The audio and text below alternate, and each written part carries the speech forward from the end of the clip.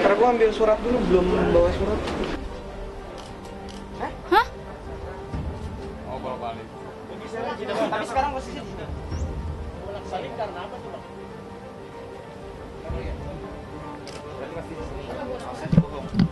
Jangan maju, jangan. Diam.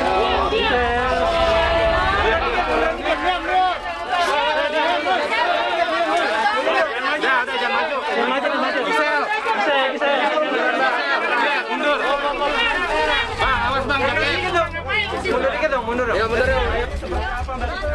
Harga ikutin aja prosedurnya sebagai warga negara yang baik, datang kita ikutin aja. Oke.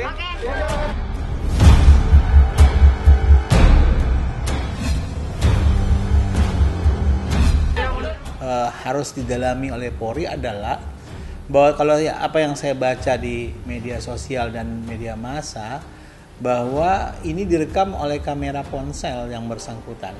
Berarti disimpan di dalam perangkat milik pribadi yang bersangkutan.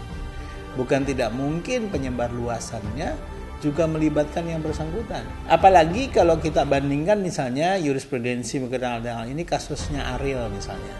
Zaman dulu waktu itu saya juga termasuk yang memberikan keterangan ahli berkenaan perkara ini, yang bersangkutan itu dia akan dianggap ikut menyebarluaskan pornografi tersebut karena menyimpan gambar pribadi itu di tempat yang bisa diakses publik.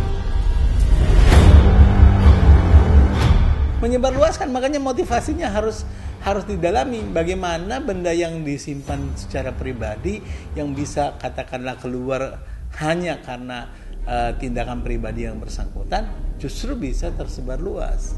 Kan begitu. Boleh jadi ada bentuk kesengajaan yang lebih berat daripada kesengajaan yang dilakukan oleh saudara Ariel pada waktu itu.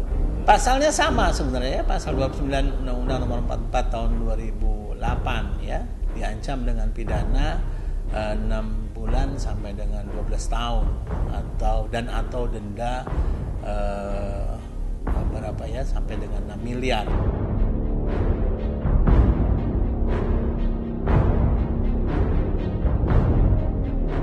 Kalau yang membuat juga ikut menyebarluaskan, maka dia diancam lebih berat daripada yang menyebarluaskan. Mestinya begitu. Dia kan dua perbuatan. Perbuatan membuat dan juga perbuatan menyebarluaskan. Bahkan karena dia membuat dia sendiri sebagai modelnya, tambah satu pasal lagi gitu ya, pasal sebagai model dari pornografi. Ini diancam pidana sampai 10 tahun.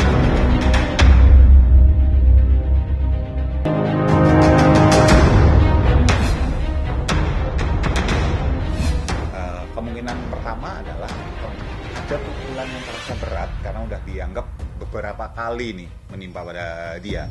Yang kedua adalah ini memang cara yang diberikan, diinisiasi, yang dipersiapkan oleh lawyernya, penasihat hukum, bahwa udah deh nggak usah banyak ngomong deh. Yang ketiga, memang ada sesuatu yang memang disembunyikan.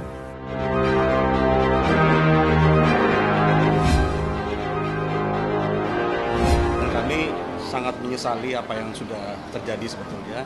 Jadi beliau juga sudah membuat surat permohonan maaf ya. Ini sudah ada ditandatangani juga oleh saudara MN selaku tersangka dalam proses ini. Yang pertama-tama dia menyampaikan permohonan maaf kepada seluruh masyarakat Indonesia, termasuk kepada pelapor dan pihak-pihak terkait atas tersebarnya video yang memiliki muatan yang melanggar kesusilaan, yang mirip dengan salah satu seorang publik figur beserta pasangannya ke khalayak umum ya. Sebenarnya MN ini adalah berasal dari keluarga yang sederhana. Sederhana, dia juga masih melakukan studi juga dan diharapkan juga sudah cepat selesai gitu, tapi tersangkut dengan masalah ini. 22 kalau nggak salah. Pertama inisialnya PP, kemudian yang kedua adalah inisialnya adalah MN.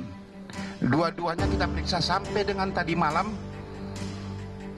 kedua-duanya ditetapkan sebagai tersangka, ya, dan sudah kita lakukan penahanan terhadap kedua orang ini. Pertanyaan lagi, apakah masih ada lagi pelaku lain? Iya, kan baru paling masif. Nanti naik yang menyebarkan pertama, sampai dengan yang membuatnya nanti. Kita telah mengapresiasi Polri telah menangkap 2 tersangka dalam penyebaran masif yang telah disebarkan di media sosial, baik WhatsApp, Twitter, dan lain-lain. Nah, justru yang harus diungkap sekarang adalah orang yang pertama melakukan upload ataupun penyebaran video ini sehingga tersebar ke seluruh jutaan rakyat Indonesia dan menjadi konsumsi publik. Dan saya minta kepada Polri, orang yang pertama melakukan penyebaran ini harus dihukum maksimal 12 tahun penjara. Jadi tidak menutup kemungkinan bakal ada lagi yang menjadi tersangka apabila terlibat dalam permasalahan penyebaran konten yang bermuatan asusila.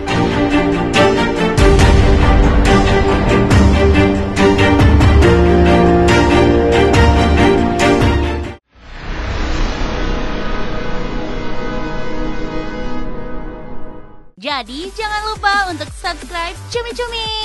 Ditekan ya tombol lonceng merahnya.